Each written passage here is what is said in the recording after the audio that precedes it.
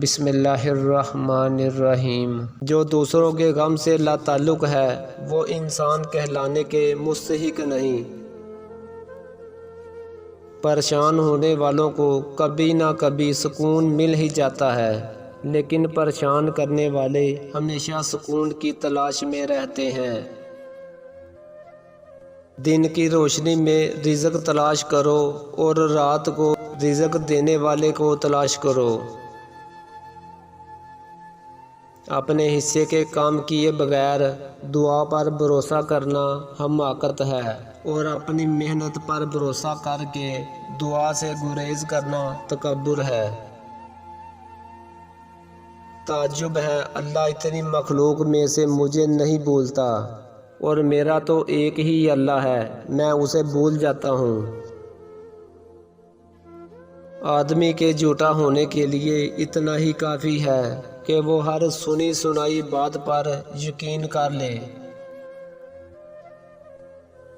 موتی اگر کیچڑ میں گر جائے تو بھی قیمتی رہتا ہے، اور اگر گدھا گر آسمان پر چڑھ جائے تو بھی بے قیمت ہے۔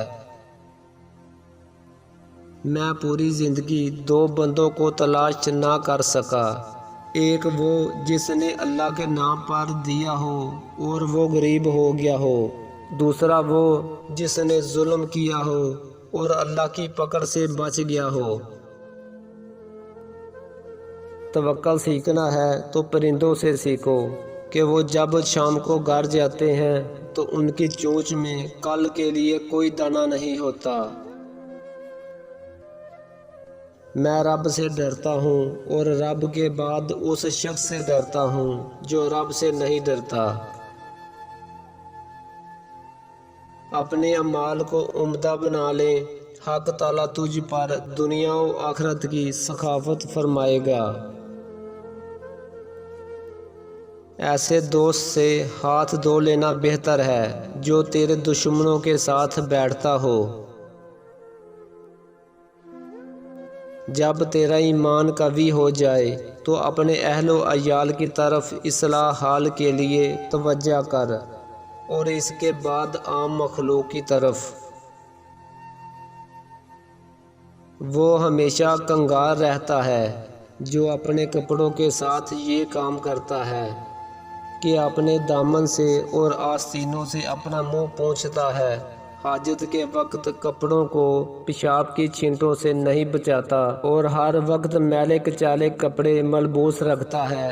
اللہ پاک و صاف ہے اور اسے پاک و صاف لوگوں سے زیادہ محبت ہے، کیونکہ طہارت اور پاکیزگی با ایمان لوگوں کا شیوا ہے۔ اپنے ایمان کی کمزوری کے وقت صرف اپنے نفس کی اصلاح میں مشغول رہ اور دوسروں کی فکر نہ کر۔ اپنے دل سے اللہ عز و جل کی طرف رجوع کر۔ اللہ سے توبہ کرنے والا اس کی طرف رجوع کرنے والا ہے۔ جب تک تیرا غرور اور غصہ باقی ہے، اپنے آپ کو نیک لوگوں میں شمار مت کر۔